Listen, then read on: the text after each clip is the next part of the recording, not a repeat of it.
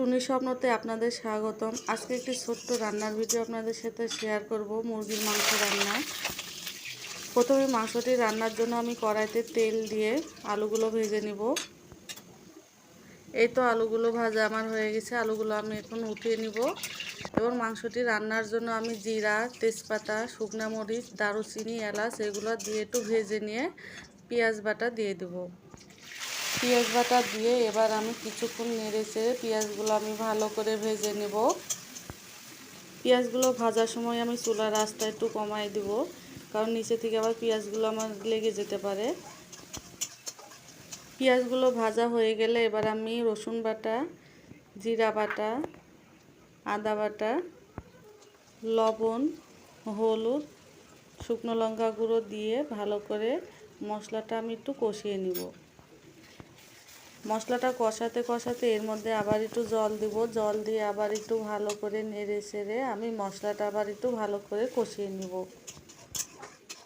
মশলাটা আমার কষানো শেষের দিকে, এই তো উপর দিকে তেলগুলো ছেড়ে আসছে। এরপর আমি মাংসগুলো দিয়ে দিব। মাংসগুলো দিয়ে একটু ভালো করে নাড়াচাড়া করব। কে কে এভাবে মাংস রান্না করেন একটু কমেন্টে জানাবেন। আমি কিন্তু সেভাবে অত রান্না পারি না, তারপরে আমি আমার ভিডিওগুলো আপনাদের সাথে শেয়ার করি।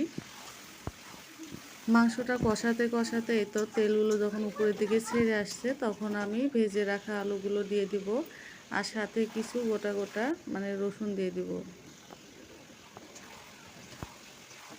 অনেকে মাংসে আলু পছন্দ করে না, কিন্তু আমাদের আবার বাসাতে সবাই আলু পছন্দ করে। আমার ছেলে বিশেষ করে বেশি পছন্দ করে, সেজন্য যে কোনো মাংস রান্নার সময় আমি মাংসে আলু দিই।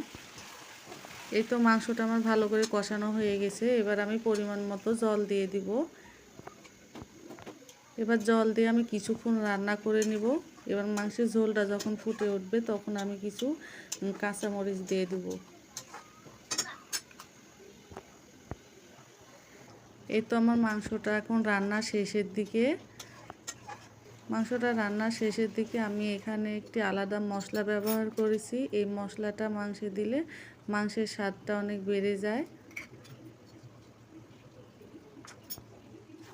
মাংসটি রান্না এখন আমার শেষের দিকে। তেল ছেড়ে আসা পর্যন্ত চুলার উপর আমি একদম লো আছে কিছুক্ষণ রান্না করে নিব। এই তো তেলটি ছেড়ে আসছে এবং রান্নাটি একদম শেষের দিকে। এখন আমি চুলা থেকে নামিয়ে নিব।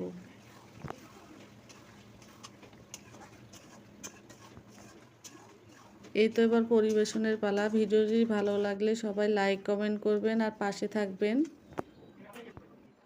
সবাই ভালো থাকবেন।